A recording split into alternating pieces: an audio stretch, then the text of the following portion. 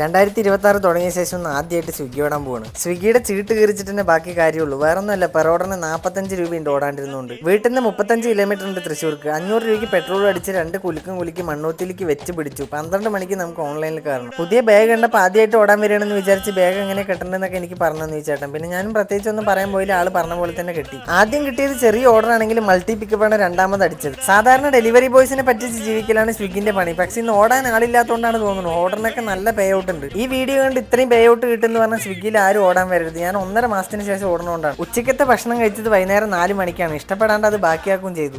ഭക്ഷണം കഴിച്ചുകൊണ്ടിരിക്കുമ്പോൾ കൂടെ 5 കിലോമീറ്റർ അപ്പുറത്തുള്ള കടയ്ക്ക് ഓർഡർ അടിച്ചു. പിന്നെ ഒന്നും നോക്കിയില്ല, പോയി പടക്കി തന്നെ പെട്ട.